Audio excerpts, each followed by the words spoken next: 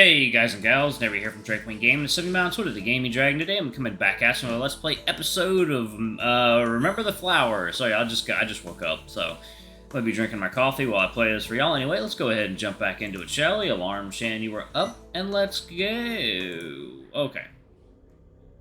Alright, King's backstory. I grew up with a lot of fighting, being shit all else. That's what happens when you're born in the dirt. Life lets you be one thing, if you're lucky, and that was mine. So when Pops died and left nothing behind but more debt, I took everything I was and put it to Tensia's underground scene. Fighting rings, just with less shiny belts and more bodies. It was hard shit, filled with harder people. Being the scrawny twig I was back then, I was always one bad night away from a coffin. I don't even remember the fight that did it. All I remember was waking up in a clinic. I got fucked up so badly, even after a week spent under, I was still in pretty rough shape. They didn't wake me up because I'd gotten better. They did it to kick me out. That's what all the fighting me was worth in the end. A week in a hospital bed before the earnings were out. Then Dario came in. Oh god. The fucking devil. Quite the impressive fight you had. A broken arm, a punctured lung, and yet you still managed to pull your opponent's eye out. Jesus Christ. That kind of tenacity is to be admired. And yet it wasn't enough to save you this time, was it? Held back by the shackles of your biology. I tried to speak, but my broken jaw was wired shut. I'd never seen this guy in my life. The rest of your medical bill is paid for. A gift for giving such an invigorating performance. He pulled out a receipt slip and placed it on the table, and he slid some business-looking card out next to it. Once you've recovered as much as your body will allow, know that I have an offer for you. An offer to sate that ambitious mind of yours, should it still seek power.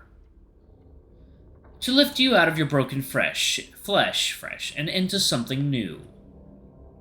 He smiled, and I couldn't do nothing back. He was at the door. I hope to hear from you soon.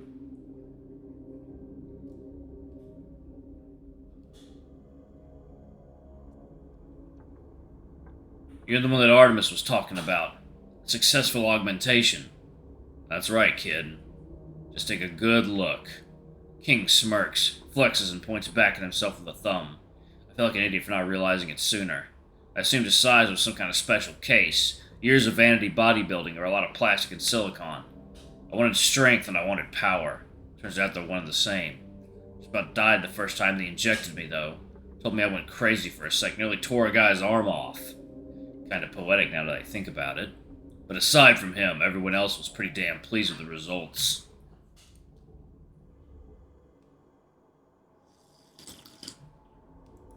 I don't imagine that guy was too thrilled. Tasing doesn't hurt. Knives just break, and most bullets bounce right off. Comes with a load of other minor benefits, too. Some I'm learning about still, 2 years later. I'm both their worst nightmare and their crowning achievement. Only me. Only me. I didn't understand before, but now I get it.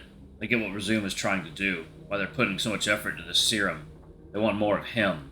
They want to make an army of kings. The name's not actually King, by the way. That was just the title I used underground. Everyone had to have one. But now that I'm on top, I think it fits. Feeling a bit more bold after whatever the hell this powwow was, I venture out a thought. But you're not at the top. The collar. Huh, this old thing?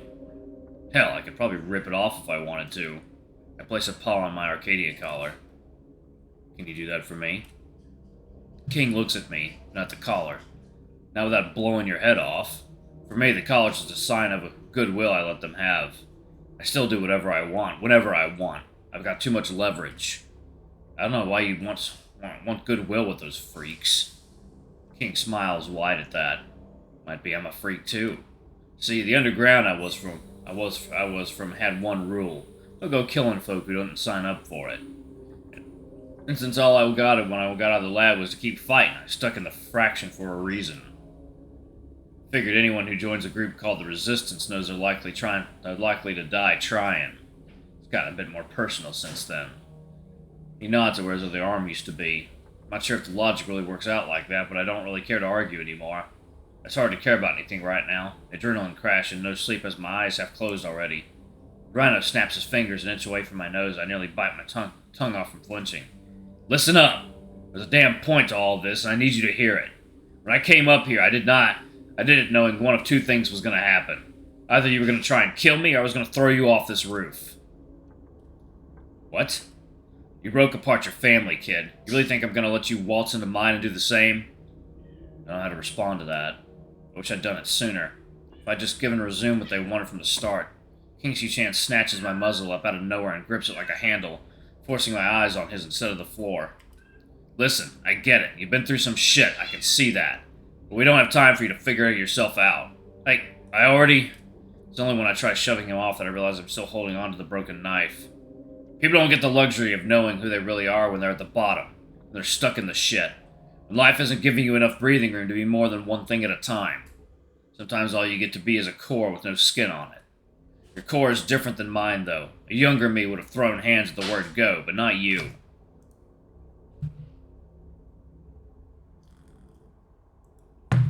King's an interesting individual. I burn hot. You burn something else. Not just cold, but dark, too. Whatever you got under that skin you're growing, I need to make sure that it ain't something that'll get my crew killed. I need to know that you're still capable of giving a shit about anyone but yourself. When King finally lets go, he takes a step back. My head feels heavier when it's not being held. Turns out you are capable. You let me talk a lot of shit about you, but not about him. Now you just need to prove to me that Patsy and Saber can mean more than that Xavier guy did. King really smiles this time, not like before. Life gave me 2 long years to learn how to breathe. I'm giving you 2 weeks. I rub his sweat off my sound and mumble back. Hardly sounds fair. It ain't. 2 weeks, kid. Let me down, and I'll kill you. King picks up his bag of beer, struts past me, then stops at the door. And, by the way, we got a thing we're doing later tonight after some training. Patsy and Saber and I. The public gym's nice, but the one at my place is nicer. Just putting it out there if you want to tag along. This might be the last thing I expected him to end the psycho test of his with. My mouth hangs open in an as I try to think of any excuse at all. I already got a date, though. I pointed a pile of quick dry cement bags at the other end of the roof. I stacked them up at some point yesterday to lounge on and get some sleep. That was the plan, anyway. Okay, then. He shrugs and closes the door behind him. And then I'm alone. I sigh and hobble myself over to the ledge of the roof, leaning on the railing with my arms. My stomach's definitely bruised from that kick. It's something funny to my knee, too, it feels like. Looking down at the broken knife still in my hand, I furrow my brow and slide my fingers along the worn grip. I'm not even sure what King wants from me. Fall in love with those 2 friends of his? To stab him every time he talks shit? What a fucking joke. The worst part is I don't even get the satisfaction of telling Benji how wrong he was. Smile more. Yeah, right. Things would work out better for everyone involved if we could all just agree to ignore each other. If they could just pretend that I don't exist. I can't waltz in and break anything if there's nothing for me to break in the first place. That's what I spent the last 2 days realizing. That Xavier was just a catalyst for Reggie's death, not the cause. The real cause goes back much further than that. Past the Resistance, past Xavier, past even Aaron. Back to an orphanage on a dry day, where the dirt yard bled into the scrap yard, and elephant weeds and rusted pipes and old car frames piled into mountains against the fence. Back to the hollow space carved in between them. Back to where no one else ever went. The angry wolf who built a hidden kingdom for himself there, convinced no one would find it. Until he did. The boy, gangly and wide-eyed, standing at the mouth of the jagged metal cave, grinning like he'd found $1 million.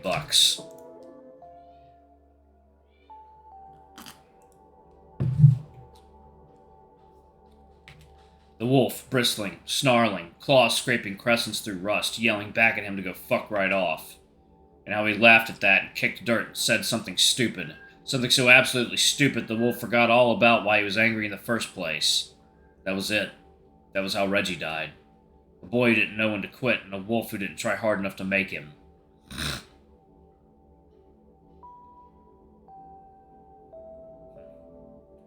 I know what I want. I look out at the horizon, feeling the restless breeze brush with the sweat-soaked fur on my face. My left arm stretches forward. My right hand pulls back over my shoulder. I aim at the sunrise. Actually, I scream, more like a yelp really, and Aaron's dagger handle slips from my grasp and falls 5 stories to clatter unceremoniously into the empty alley below. King is standing at the door. I don't throw up this time. Yeah.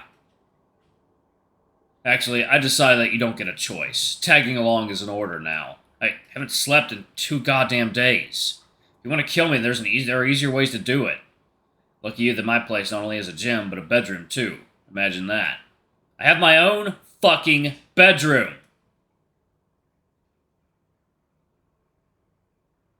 The look King throws back reassures me that even this isn't up for debate. While I'm standing there, panting and shivering all over, I just about start crying, too. Instead, I limp to the door without another word. 48 hours without sleep has a way of making everything feel like shit. Yeah, no kidding. To be continued. Okay, so that was the actual end of this part. Okay, alrighty. Okay, cool. Alright. I think there's more, though. There's, like, side stories I can do, I believe. Let's go to main menu. Chapter selects.